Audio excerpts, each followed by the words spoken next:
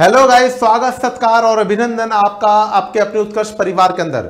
Very good evening to all of you my dear student. सभी का स्वागत रहेगा उत्कर्ष फैमिली के अंदर। और आज सफलता की कहानी, सफल अभ्यर्थी की जुबानी के अंदर आज हमारे सामने कैंडिडेट अवेलेबल हैं अपर्णा, जो कि न्यू दिल्ली से बिलोंग करते हैं और इन्होंने फर्स्ट अटेम्प्ट के अंतर्गत ही और अपना सपना जो सोचा था all India institute of medical sciences के अंदर नर्सिंग ऑफिसर बनने का, वो उन्होंने पूरा किया। तो without wasting a time, congratulations and welcome to Aparna Dutt ji. Please join us. Hello sir, good evening sir. और बात हो रही है। वेरी गुड इवनिंग अपर्णा, आप कैसे हैं बेटा? बहुत अच्छे हो सर। कैसा लगा आपका जब आपने अपना रिजल्ट देखा? ऑल इंडिया रैंक आपकी 787 जैसी आपने देखी, कैसा लगा आपको? तो मुझे बिलीव नहीं हुआ, मैंने तो बहुत बार चेक किया, 4 बार वो नंबर मैंने मैच किया। आपने डिग्री कब करी थी बेटा? डिग्री कब कंप्लीट करी आपने? डिग्री 2025 में। 2025 के अंदर? Yes sir. मतलब पहले तैयारी कर रहे थे ड्यूरिंग डिग्री के?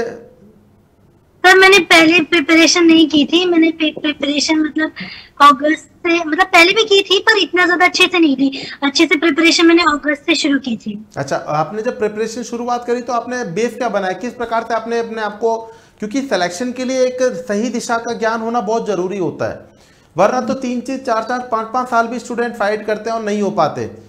तो आपने किस प्रकार से अपनी स्ट्रेटजी को मेंटेन किया? किस प्रकार से आपने अपनी पढ़ाई को स्ट्रेट किया? तो मैंने एक चीज पे फोकस किया कि बहुत सारी चीजें करने के बजाय एक चीज को बहुत ज्यादा बाहर करें तो वो ज्यादा बेनिफिशियल होता है। तो मैंने क्वेश्चंस बहुत ज्यादा किए थे। मैंने क्वेश्चंस को अपना जो है स्ट्रॉन्ग चीज बनाई थी।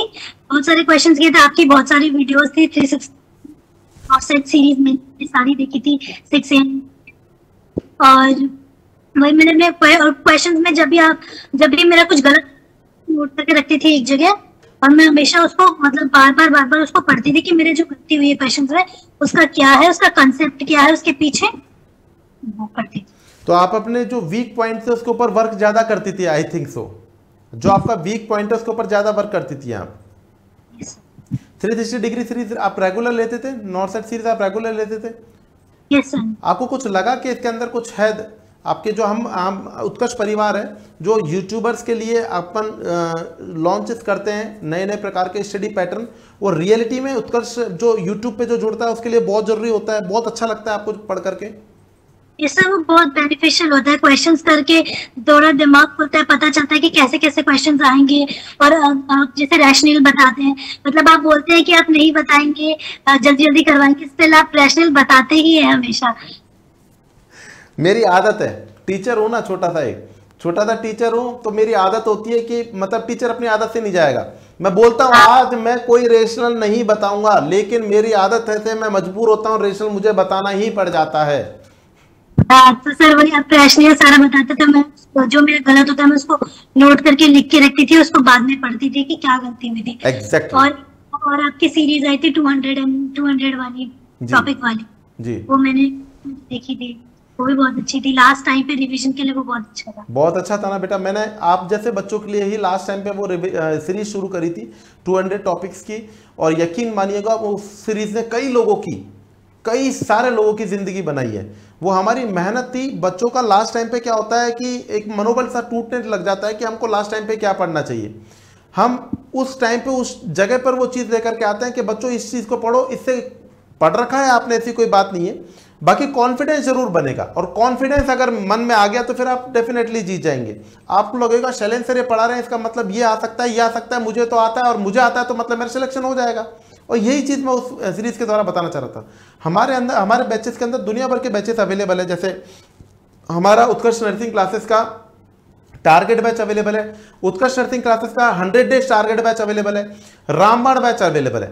टारगेट बैच के अंदर हम वो बच्चे ज्वाइन अप करते हैं जो कि ओनली ऑन टारगेट कर रहे हैं। जैसे अभी हमारा एक बैच चल रहा है नॉर्थ साइड 10 का बेमिसाल बैच, उसके अंदर हम लोग जबरदस्त तरीके से नॉर्थ साइड 10 को लेकर के क्लिनिकल प्रैक्टिसेस क्लास भी लाया हूं मैं। आपने देखा है वाली क्लासेस को, जिसके अंदर मैंने अमाउंट ऑफ ब्लड लॉस भी क्लियर करवाया था। एक यूट्यूब के ऊपर मैंने एक वीडियो डाला था। आपने लैब जो था वो देखा था मैंने? बिल्कुल, वो ब्लड लॉस बताया था। हाँ, तो एग्जैक्टली मैंने बेरलर ऑफ एस्टिमेशन सिखाया वहां पर। मैंने आपको इस प्रकार से मैं क्लिनिकल प्रैक्टिसेस के ऊपर भी बहुत वर्क करता हूँ। एक बैच आता है अपना नॉर्सेट 10 का 100 डेज टारगेट बैच।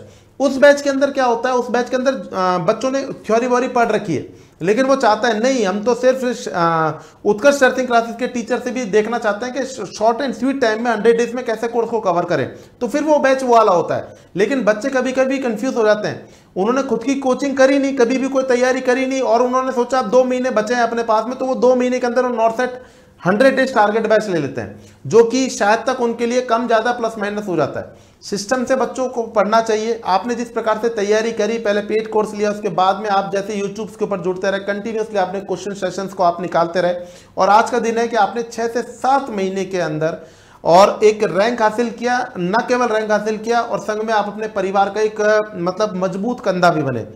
मैं आपके माध्यम से आपके पापा मम्मी को भी बहुत बहुत थैंक्स कहना चाहूंगा कि क्योंकि उनके बिना आप जो आज खड़े हैं वो संभव नहीं था। याद रखना बेटा, जो उन्होंने अपना आज जो भविष्य, आज जो उन्होंने अपना वर्तमान, अपना आज का जो उन्होंने वर्तमान काट करके जो आप लोगों के ऊपर इन्वेस्ट किया है, उसका फल है कि आज आप उनके सामने उनके बराबर में कंधों पे खड़े हैं। तो मैं आप इसी चैनल के माध्यम से आपके पापा मम्मी को भी थैंक्स कहना चाहूंगा कि रियलिटी में सैल्यूट टू दोस पर्सन जिन्होंने एक एटमॉस्फेयर क्रिएट किया आपके लिए। आप बेटा मुझे सबसे पहले ये बात बताएं कि जब आप लोगों का ये नॉर्सेट 9 का प्रीलिम्स का जब एग्जाम था, नॉर्सेट 9 प्रीलिम्स का जब आप एग्जाम देने गए थे, तो पेपर देते समय आप लोगों को क्या क्या डिफिकल्टीज फील हुई? मतलब पेपर लेंदी था, या हमारी पकड़ से बाहर था, या फिर ऐसा लग रहा था कि मेरा नहीं होगा? ऐसा क्या फील हो रहा था आपको? प्री में जो फर्स्ट 2 सेक्शन थे वो बहुत लेंथी थे, तो शुरू के मतलब लास्ट के में 2-3 क्वेश्चन थे, शायद मैं ठीक से देख नहीं पाई थी, और देखती तो मैं कर लेती वो, लेकिन मैं देख ही नहीं पाई। लास्ट के 2-3 क्वेश्चन थे, वो फर्स्ट सेक्शन थोड़ा लेंथी था, बाकी सब तो ठीक था।